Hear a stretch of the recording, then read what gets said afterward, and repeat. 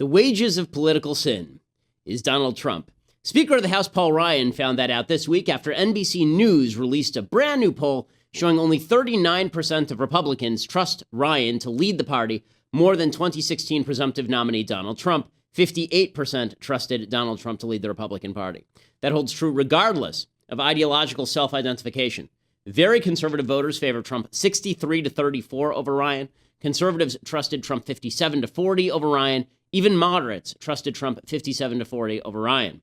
For his part, Ryan, who's been trying to broker some sort of détente between Trump and the never-Trump conservatives, he proclaimed himself just sanguine about the whole thing. He said, quote, "I hope it's Donald Trump. He's getting the nomination. He's wrapping up the nomination. Good Lord, I hope it is, because the person who's getting the nomination of our party is the person to lead our party."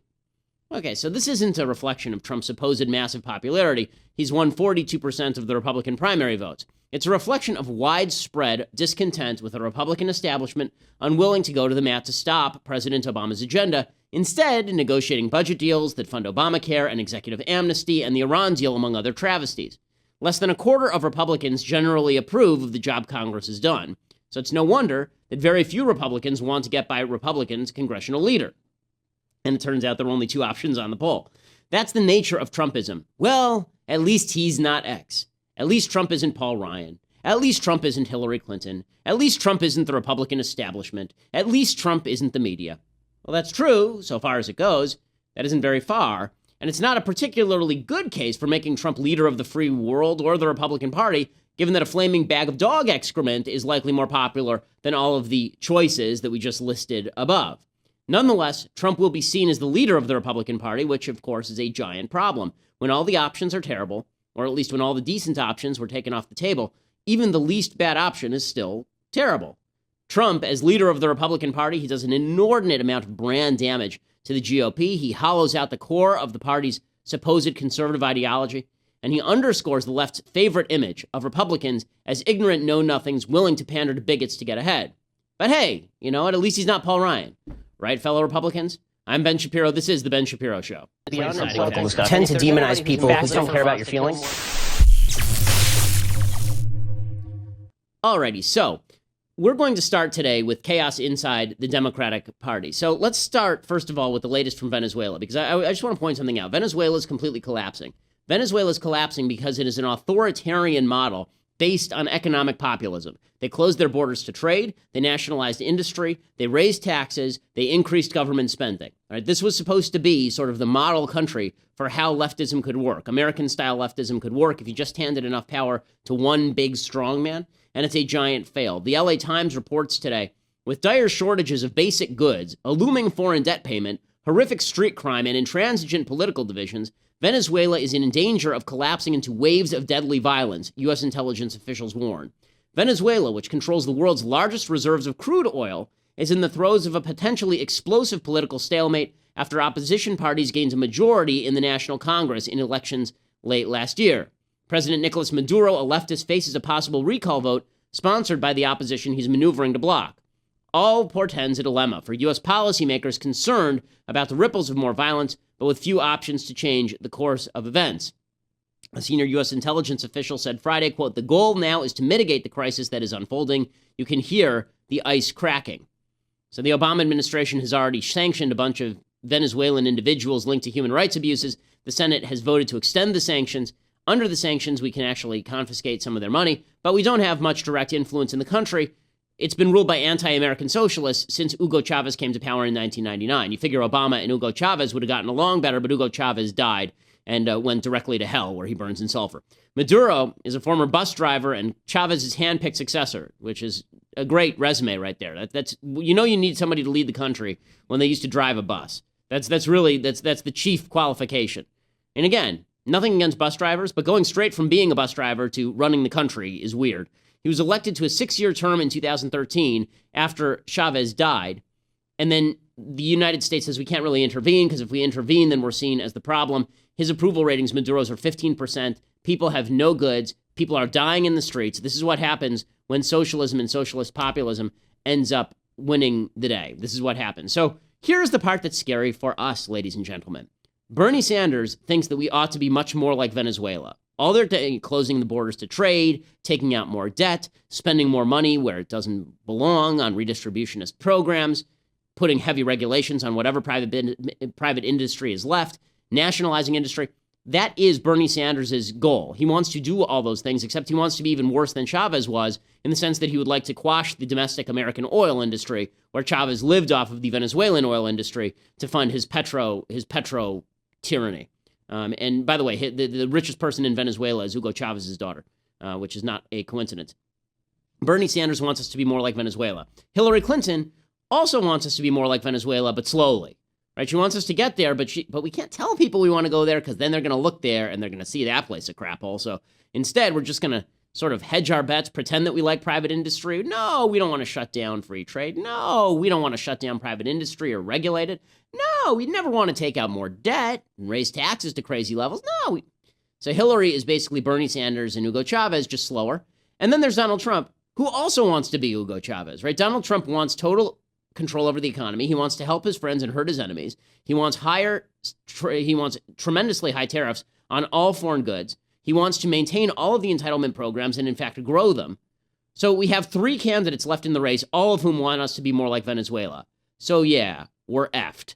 I mean, we've got a serious problem on our hands. Okay, so with all of that said, what's happening inside the Democratic Party is we've now reached the fascist moment in American politics, where you've got Sanders people who are upset with the Democratic Party establishment. They're upset with the system. And so they've started to engage in violence, and they want somebody who's going to come in and fix everything. They want a powerful man like Bernie Sanders. You've got Hillary Clinton, who wants an inordinate amount of power to push her agenda. She wants that power to shut down her opposition. She's always had these tendencies. And you've got Donald Trump, who is also of the authoritarian mold, who wants to shut down his opposition and who is being told by his own base that the system is so unworkable that we need a bad man to come in and fix all of it. So we've reached the moment of tyranny in the United States. But we focused a lot on the Republican Party and the rise of the kind of tyrannical authoritarianism of Trump inside the Republican Party. The same thing is happening, but even more extreme in the Democratic Party, because at least you could say Ted Cruz wasn't an authoritarian. Hillary is an authoritarian. Bernie Sanders is a worse authoritarian. So you have an authoritarian fight over there. So all of this is now breaking out into the open in I would say rather hilarious fashion. Over the weekend, in the Nevada caucuses, we talked a little bit about this yesterday. At the Nevada Democratic Party had its state meeting, and the leader of the Democratic Party there is a woman named Roberta Lang. You're about to see her, and this is at the Paris Las Vegas Hotel. And one of the things the Bernie Sanders supporters wanted is they wanted a bunch of alternative delegates sponsored as possible alternatives to the Hillary delegates. So they feel like they're being excluded from the process. She didn't want any of this. She just wanted to appoint the Hillary people and then leave. The Bernie people showed up, and they were ticked, and here's what it looked like. As submitted by the county chairs, all those in favor say aye. All those opposed say no. The business of the convention. This convention is concluded. We have finished all of it. We are adjourned. Okay, so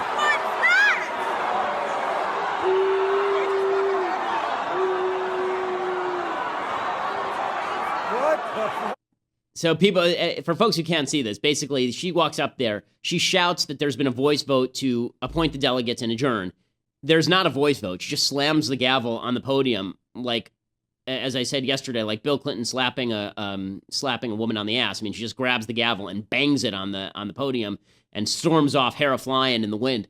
And apparently the police then just filed in and started clearing everybody out. So the Bernie Sanders people were ticked. They started cursing at Barbara Boxer and yelling at Barbara Boxer. They started throwing chairs. They started making all sorts of trouble. Barbara Boxer said that Bernie Sanders is responsible for this. She said he should get things under control. We have to be united. He knows that. Dianne Feinstein, senator from California, big Hillary supporter, said Sanders should drop out. I think it would be regretful if there becomes a schism, she said. It's the responsibility, particularly of Senator Sanders, to see that that doesn't happen. Apparently, high-level Sanders organizers told people at this Nevada convention, don't leave, even if they tell you to leave, right? Just stick around and make trouble. Joan Cato was a national delegates director. She said, you should not leave. I'm going to repeat, unless you are told by someone from the campaign you can leave, you should not leave.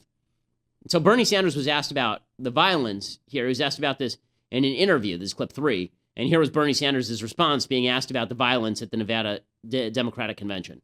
Senator, quickly, this past weekend was the Nevada conventions. Okay, I think we're going to do with that Do you later have any on. reaction to that?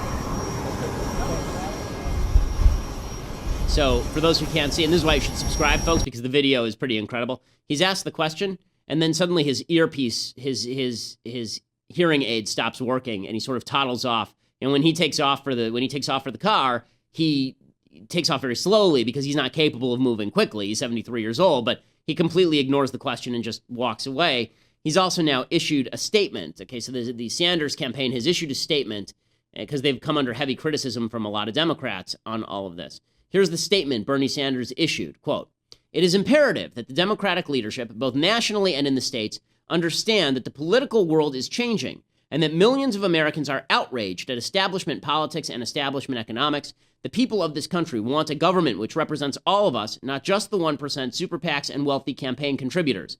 The Democratic Party has a choice. It can open its doors and welcome into the party people who are prepared to fight for real economic and social change, people who are willing to take on Wall Street, corporate greed, and a fossil fuel industry which is destroying the planet, or the party can choose to maintain its status quo structure, remain dependent on big money campaign contributions, and be a party with limited participation and limited energy."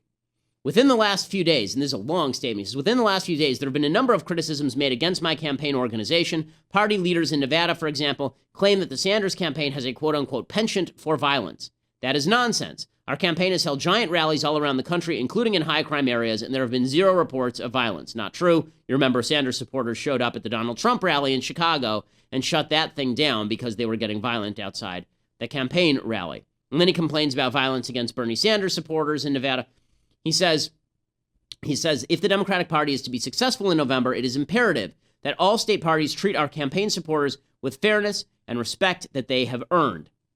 And then he talks about all the terrible things that happened in Nevada. So he's basically saying, okay, they're doing what they're doing. Nothing I can do.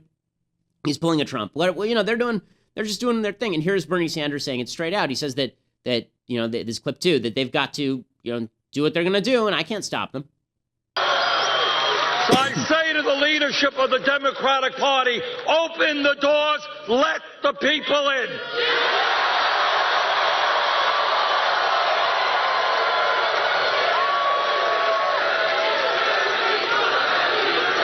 Or the other option for the Democratic Party, which I see as a very sad and tragic option, is to choose to maintain its status quo structure, remain dependent on big money campaign contributions, and be a party with limited participation and limited energy. And a party which, incredibly, is allowing a right-wing extremist Republican Party to capture the votes of a majority of working people in this country. So there he is, making the claim that the Democratic Party is broken. Remember, Bernie and Hillary don't really disagree on anything. Hillary's just an incrementalist. She is using the corporate culture in order to foster her leftism. She's created this corporatism, this idea of corporatism, business working hand in glove with government. Bernie believes a lot of these same things. He's just more pure about it in the way that he speaks it. He's more honest in the way that he speaks it. But basically what this is now breaking down into is the establishment wing of the Democratic Party and the Bernie Sanders wing. That sounds a lot like the Republican Party, where there's the quote-unquote establishment wing, and then there's the Donald Trump wing. The difference is that there are actual substantive policy differences between Donald Trump and other Republicans. There are no substantive policy differences between Bernie Sanders and Hillary Clinton, like none. The only difference is one of approach. But it's getting bad anyway because people are so frustrated and people feel like they've been screwed, even by people like Hillary Clinton, because she has the stink of money on her. She has the stink of money on her. And so they're very, very upset about all of this. And you can see, here's a typical Democratic supporter. So let's start with it. There's this actress who's talking. I can't remember her name. I've seen her in a lot of stuff. She's very familiar. But she's talking here about how she first started to feel the burn. And no, it wasn't because of a urinary tract infection. This is where she starts talking about how she joined the Bernie Sanders movement. And every single person, one by one, got up and stood there silently.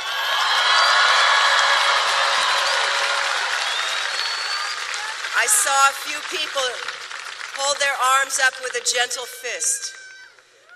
Now, I was peeking, of course, because my eyes were closed, but I was looking around at all of this.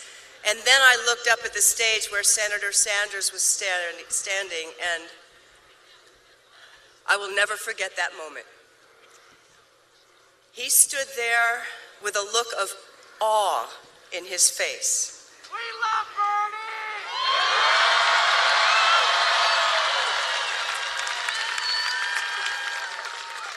He had a look of amazement in his face.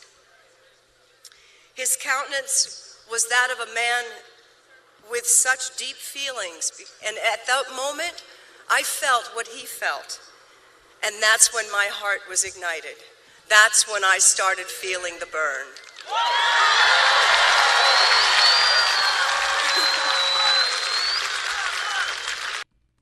So there she is. This is the lady from Titanic. I think she's one of the villainesses in Titanic. So there she is saying that she saw this look on Bernie Sanders' face, this angelic look on Bernie Sanders' face, and that's how she joined up. This is the new politics. The new politics is I saw the power emanating from Donald Trump. I saw the glory emanating from Bernie Sanders, and they will lead us to the promised land. All these people will magically lead us to the promised land. When you believe in that sort of leadership, it's not a long leap from there to we're just going to push people around in the name of our God King, whoever that God King is. So the conflict is now breaking out in the Democratic Party. Bernie Sanders' campaign manager was on MSNBC. He said that Debbie Wasserman Schultz, the head of the DNC, the Democratic National Committee, that she was working against Sanders directly. Well, it's ridiculous, frankly. Bernie Sanders made it very clear before the convention that he wanted people to act civilly. He made it clear after the convention that he condemned any threats that went on. The chairwoman of the Democratic National Committee, I mean, it's been pretty clear, Steve, almost from the get-go, that she has been working against Bernie Sanders. I mean, there's no doubt about it, for personal reasons. Whether it's that debate schedule that we had, that very confined debate schedule that we had with debates scheduled on weekends where no one was going to be watching, whether it was this joint fundraising agreement that they have with the Hillary Clinton campaign, which is taking money out of state parties, whether it's these standing committees where they've appointed really hostile Hillary Clinton partisans against, to head these committees at the convention. I mean, Debbie Wasserman Schultz has really been a divider and not really provided the kind of leadership that the Democratic Party needs. For personal reasons, what you say she's doing this for personal reasons, what do you mean? Well, I just think if you talk to other high-ranking Democrats in the Democratic National Committee, which I do with some frequency, I would say that there is not unanimity in terms of her tactics and her responses throughout this campaign. I mean, if you think back to that issue where they shut off Senator Sanders' access to his data shortly before the Iowa caucuses, I mean, that was a unilateral action taken on her part. Believe me, there was tremendous pressure inside the party structure for her to relent. So you think she's greasing the skids for Hillary Clinton? No, I don't really know what her motivation is, but it's been clear there's a pattern of conduct from the beginning of this campaign that has been hostile to Bernie Sanders. Okay, so this is how the Bernie Sanders people feel. And there's tremendous anger out there, tremendous anger at a party establishment that feels like it's not listening to the voice of the young people who are really, really angry at capitalism and really angry at crony capitalism. What's amazing about all of this, folks, is that all of the corruption, all of the failures of government, they're leading people toward more government. Right? The solution is we need somebody bigger, we need somebody stronger to take over the government. But put that aside for a minute. There's been critiques of the Republican establishment for not paying attention to the anger of the Republican base. Take a look at Hillary's response to everything that went on in Nevada. What happened in Nevada? Did you hear about what happened in Nevada at the Nevada convention? No, I don't know. Nothing's happening. She's standing there. No, have you? I haven't heard anything. Have you heard anything? And they're all doing this. So Hillary's doing this routine now. Like the anger doesn't even exist. It doesn't exist. There's no reason for people to be upset. There's no reason for people to be angry. She's not even going to try and co-opt the anger. She stole Sanders' entire platform, but she's not going to try and co-opt the anger as well. The Sanders campaign, by the way, when they say that Debbie Wasserman Schultz is backing Hillary Clinton, they're exactly right. Debbie Wasserman Schultz and the superdelegates were selected long in advance in favor of Hillary Clinton. Remember this. Now, this is a very close race between Bernie Sanders and Hillary Clinton. Imagine how much closer it would be if we hadn't all been told from the outset that 500 to 600 Hillary superdelegates were already on board. Imagine if those superdelegates just didn't exist. Do you think that would have changed things at all? that as Bernie started to build momentum, the Hillary inevitability train would have slowed. But because the Democratic Party put its finger on the scale with these superdelegates who are unelected and are selected top down, that meant that Bernie had a really difficult time overcoming that. And Debbie Wasserman Schultz is still refusing to recognize the anger. They have to maintain this blindness because the anger is really against them. Here's Debbie Wasserman Schultz blaming Bernie Sanders for what happened at the Nevada convention. This is unacceptable behavior, and the Sanders campaign and Senator Sanders himself should not only outright condemn that specific conduct, but they also need to take steps to prevent it and make sure that their supporters understand that the most important and correct way to respond to any frustration they have over process is to be civil and orderly, not respond with violence and intimidation. And that needs to be unequivocally condemned. And unfortunately, it has not been unequivocally condemned. Have you reached out directly to Bernie Sanders to talk to him about your concerns? I have not. We have communicated through our senior staff, and I sent a statement, and Senator Reid and others have spoken directly with Senator Sanders. I think it should be pretty clear to anybody that violence and intimidation is never acceptable under any circumstances, and it should be condemned. And there are no ifs, ands, or buts about it. Why not call him? Why not reach out? You're the leader of the Democratic Party. Why not make a phone call to Senator Sanders and tell him exactly what you just told us? You know, after I heard that Senator Reid that Leader Reid had had a conversation with Senator Sanders, and he publicly announced that he felt that Senator Sanders was going to respond appropriately and issue a statement, I was comfortable that one conversation was enough. Unfortunately, the senator's response was anything but acceptable. It certainly did not condemn his supporters for acting violently or engaging in intimidation tactics, and instead added more fuel to the fire. Okay, so it's very funny. Debbie Wasserman Schultz will go after Bernie Sanders' supporters for going after Barbara Boxer, and Hillary supporters, she didn't have anything to say when people were rioting in Chicago to stop Trump from doing a speech there, right? And then Debbie Wasserman Schultz was totally silent. So clearly she's motivated on behalf of Hillary. She's been a big supporter of Hillary Clinton for at least 15 years. So this is nothing new in any way, shape, or form. So this battle is now breaking out into the open. You've got one side saying we've got a revolution going on. You've got the other side saying that there is no revolution. It's not happening. Allison Lundergan Grimes, who was a Senate candidate in Kentucky, she is back, and now she is saying that she is that there is no revolution happening in Kentucky, which was a state where they had a primary yesterday. They are about making sure that we are enforcing the laws that are on the books, and that's what Secretary Clinton has put forth. What we're seeing tonight is that Kentuckians are setting forth that there's no revolution that's occurring for Senator Sanders here in the Commonwealth of Kentucky. He didn't get the big night that he needed, and importantly, Secretary Clinton came here to the Commonwealth to continue to talk about her plan, and importantly, making sure that she sets forth a brighter future for all Kentuckians and for all Americans. Her message was one focused very much on the general election, and I think most people realize the big delegates that are left, the remaining pledged delegates, they're in the contest in California and New Jersey. They're coming up in June, and that's where the nomination will be had. But I do feel confident that Secretary Hillary Rodham Clinton will be the first female to win the major nomination of a Democratic Party. This is the Secretary of State. By the way, she's the Secretary of State whose job it is to certify election results in Kentucky. And you wonder why the Sanders supporters are going a little bit crazy over this whole election cycle. So here's what it looks like when this whole thing breaks out into the open. So leftist pundits, there are a couple different leftist pundits who are on CNN, and they started just losing their crap with each other. There's Bill Press, who's a radical leftist, and Hillary Rosen, who's a Clinton leftist. Hillary Rosen, you'll remember, was the charming woman who suggested way back when, she's such a charmer, she suggested that Ann Romney didn't do anything for a living. You remember she was that one who said that Ann Romney was basically a stay-at-home nothing person. So Bill Press versus Hillary Rosen on Bernie Sanders.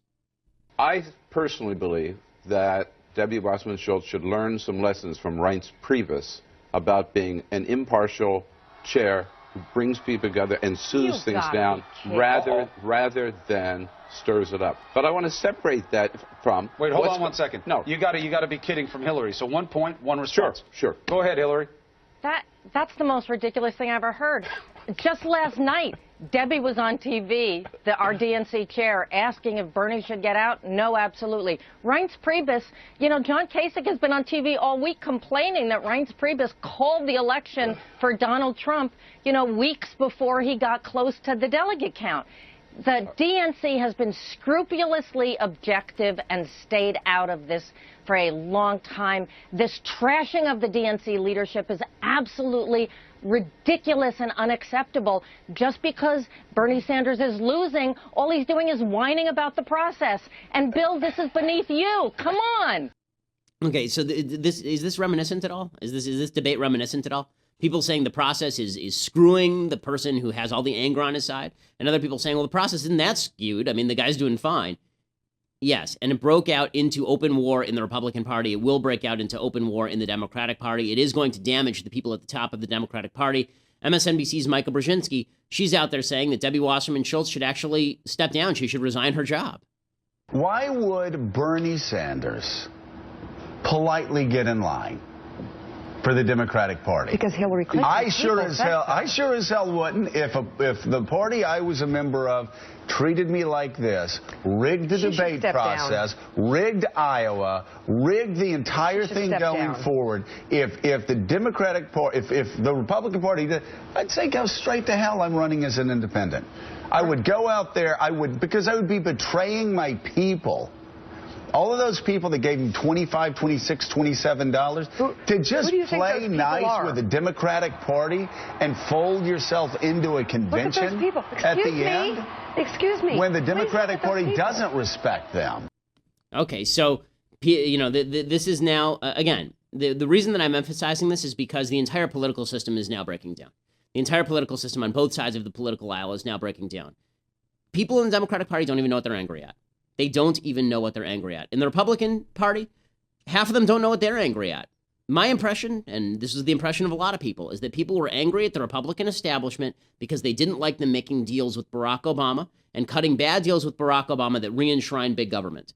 And so it turned out that was false because we just made the nominee somebody who wants bigger government and who wants to cut more deals with Democrats. So what's the anger all about? It's about nothing. The anger is just anger. It doesn't have a source.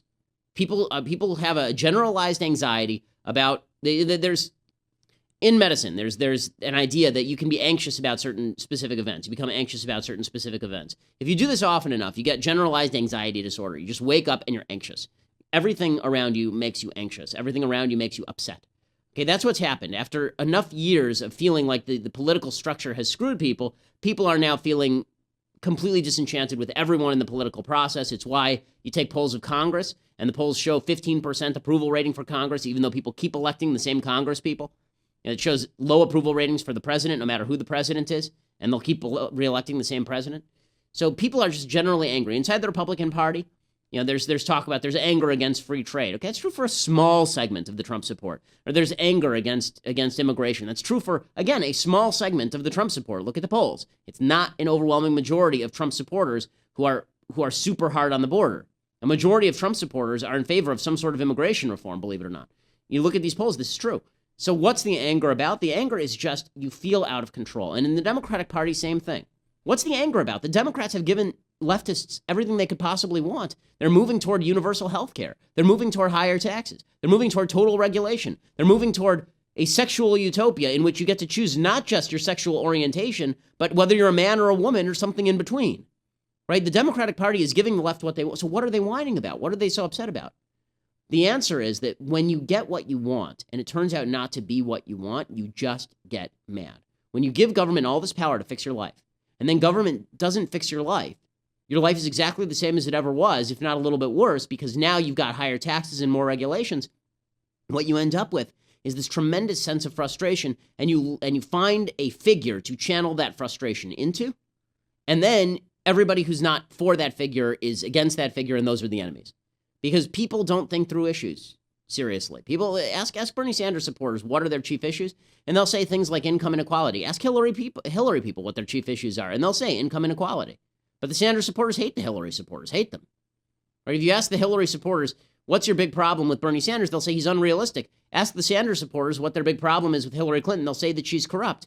But these same people don't seem to care that what Bernie Sanders wants is a government of people who are selected, not elected, to figure out how to divvy up the dollars. Corruption runs endemic to socialism. It's part of socialism. Socialism is the most corrupt system that was ever created by man or God.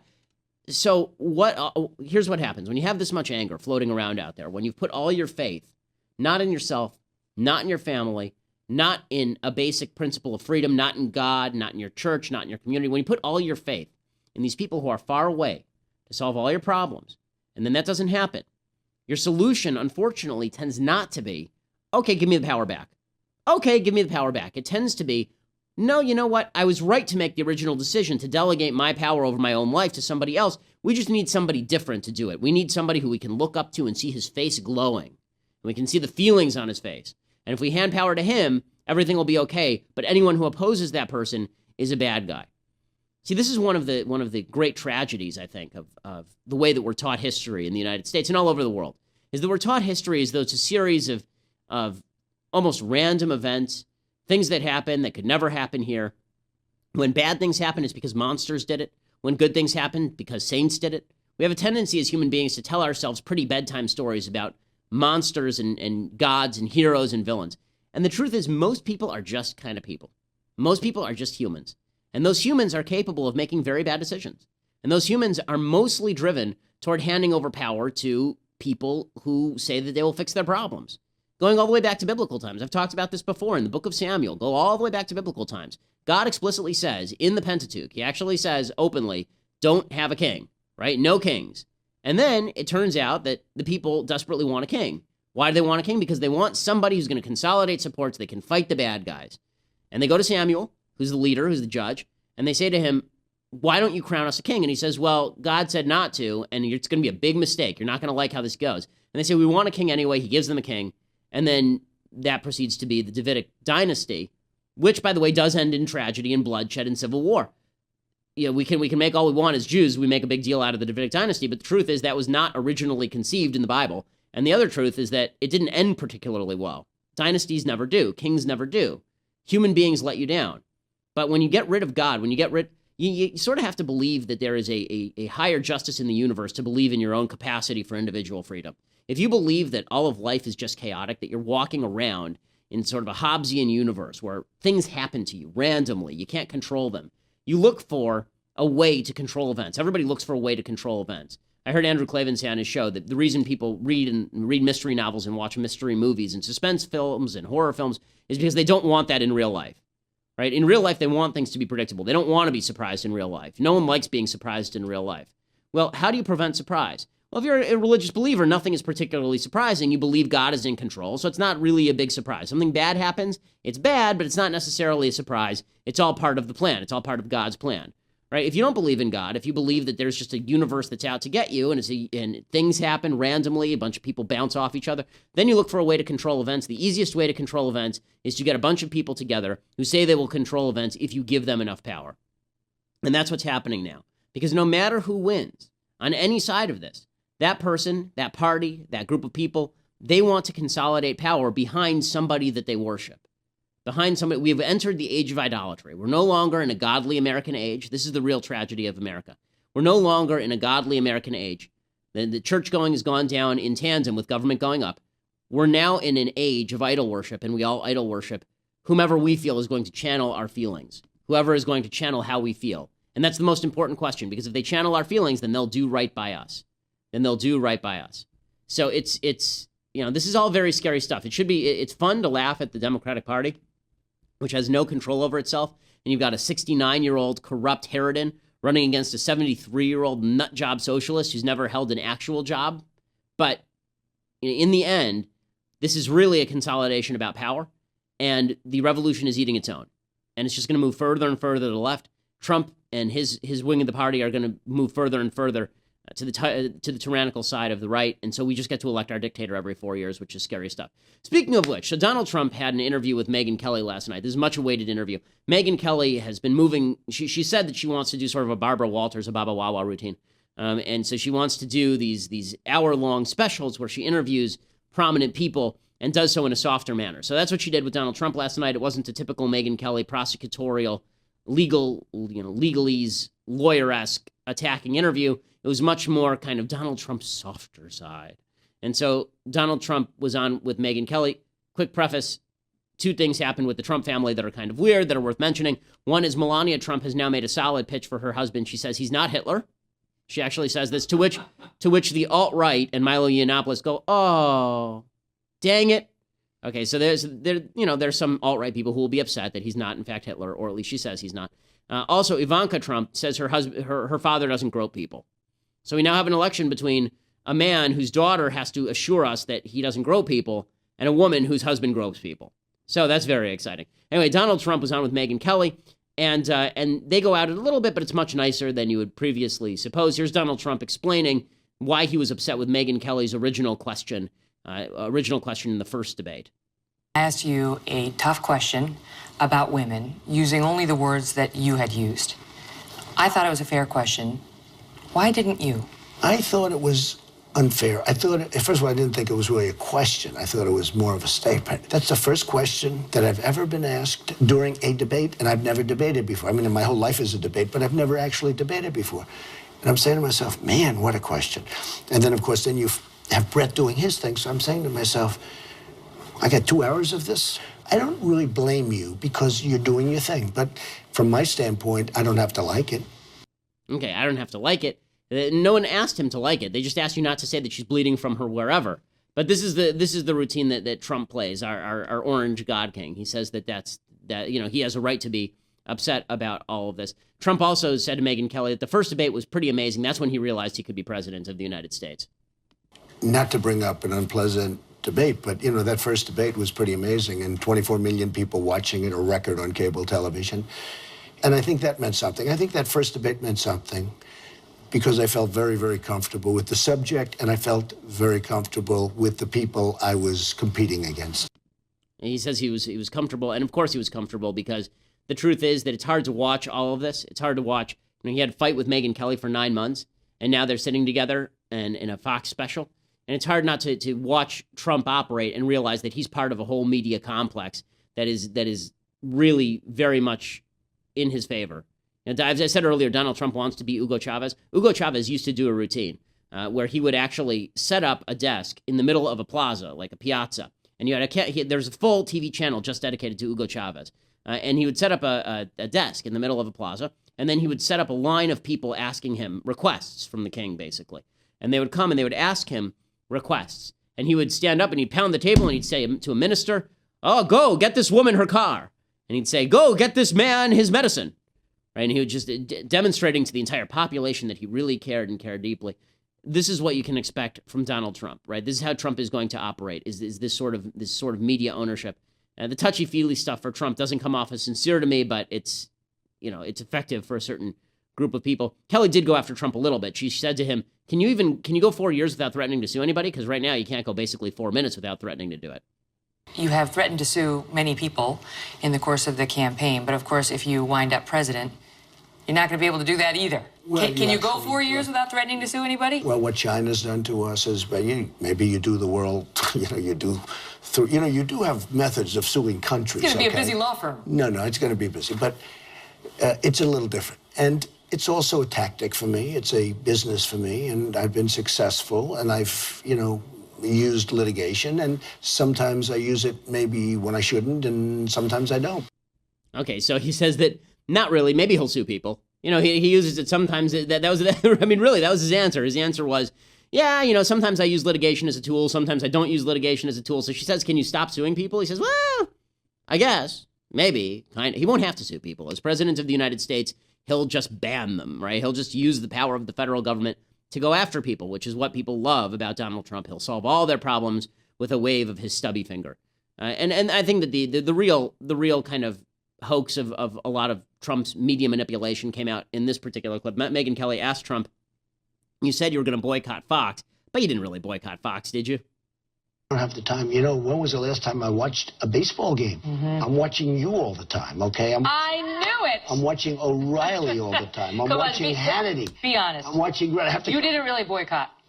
A little bit, not as much as I want people to believe.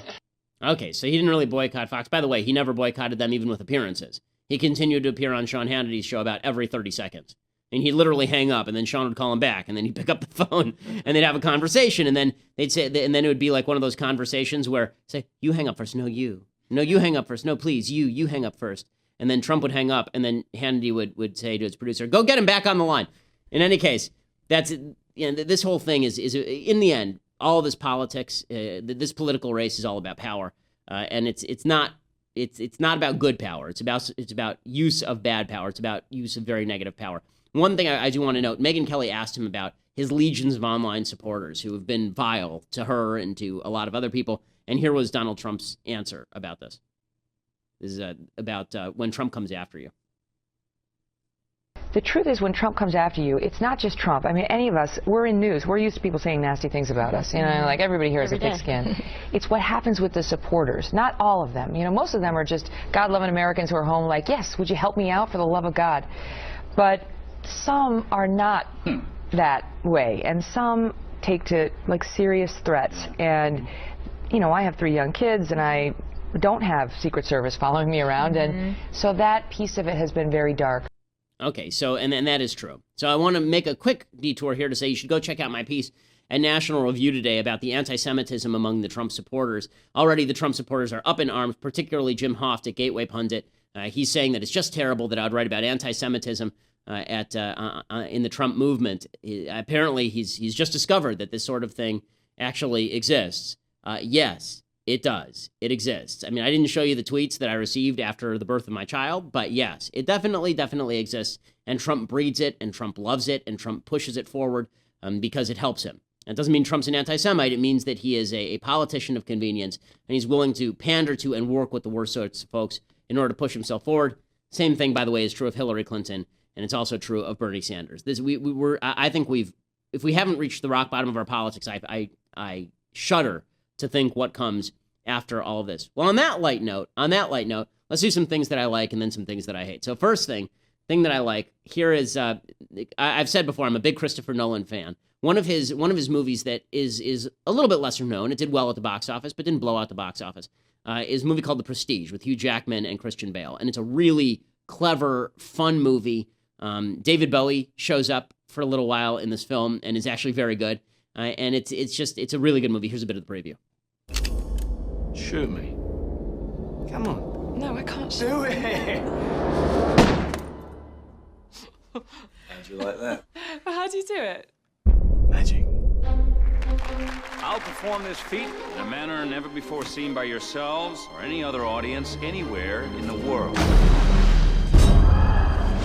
The audience loved it. This trick is top-notch. You need to celebrate.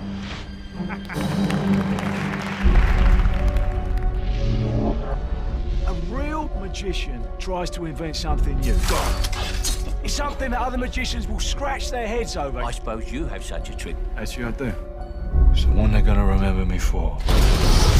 What happened? It was the greatest magic trick I've ever seen. I need to know how he does it.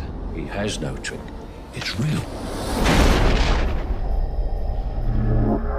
Every great magic trick consists of 3 acts. The first act is called the pledge. The magician shows you something. We don't have to show the whole preview, but it is a really, really good movie. It's a lot of fun. It's dark, but it's really, really good. So that's a thing I like. Here's another thing that I like. This is a funny video. Apparently there was a drone that was flying over a Middle Ages reenactment, and things went wrong for the drone when somebody decided to go Middle Ages to go Middle Ages on its ass. So here it is.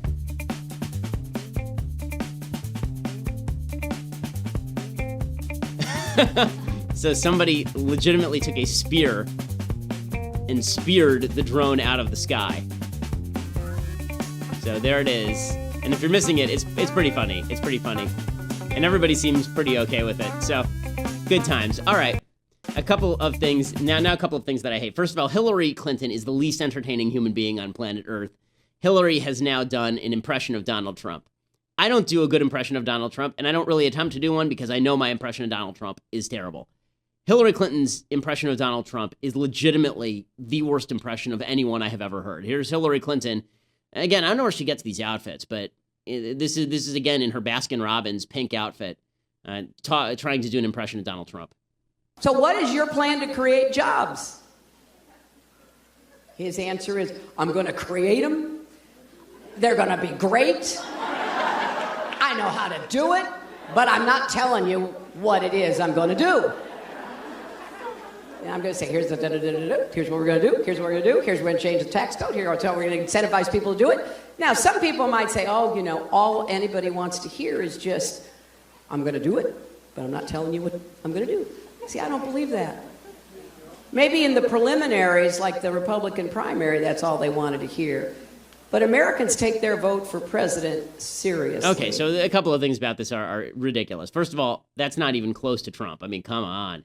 How can you do that without using the word huge at the very least, or frankly, or I can tell you, right? I mean, there are a few giveaways.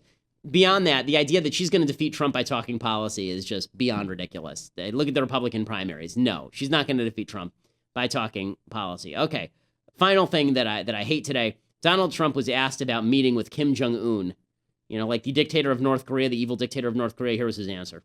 We have tremendous power over China. China can solve that problem with one meeting or one phone call. How would they do it? Because they have tremendous power over North Korea. But North Korea has nukes. I know that. And so does China, by the way. But you say you talk to Kim. I would speak to him. I have no problem with speaking to him. Okay, so he says that he would talk with Kim Jong-un. Now, the reason this annoys me is not just because you shouldn't talk with dictators without anything to say to the dictator. The reason it annoys me is because Barack Obama basically said the same thing in 2008, and Republicans looked at it and they went nuts. They said, what are you talking about? Are you out of your mind? He said the same thing about Iran. We have to talk with them, right? And Republicans said, that's crazy. Why would you do that? The minute that the guy turns into an overweight buffoon reality TV star, then it's okay. Then he can say all these things. You wonder, the left has been claiming for years that Republicans are racist, and that's the only reason they oppose Obama. I have been saying in return, no, that's not true. The reason we oppose Obama is because his policies suck, and because they're terrible, and because he's awful in every conceivable way. The problem is this. If you say that you opposed Obama because of policy, then embrace the exact same policies when they come from your guy. It's hard for you to argue that it's not some nefarious ulterior motive that's driving you to oppose Obama. It's a slander on conservatism. Okay, so that's where we are. Donald Trump, I'm sure, will be back for more news tomorrow. But remember, the collapse is happening on all sides. It isn't quite as bright a world as the Democrats like to think. It's not that one side is collapsing and the other side is doing just fine. We are all collapsing toward Venezuela. We're all moving down the road toward Venezuela because people apparently want a strong man and they want a bigger government. And so long as those two things are true, so long as they throw over God and family in favor of a bigger government that allows them to put their genitalia where they want and gives them basic goods and services until the money runs out, as it is in Venezuela, as long as that's what people want, they're going to end up with bad leadership across the board. In the end, it's not about Trump, it's not about Hillary, it's not about Sanders. It's about us. We need to do a better job educating our children. We need to do a better job stopping the propaganda of the left that has infused every element of our national life. I'm Ben Shapiro. This is The Ben Shapiro Show.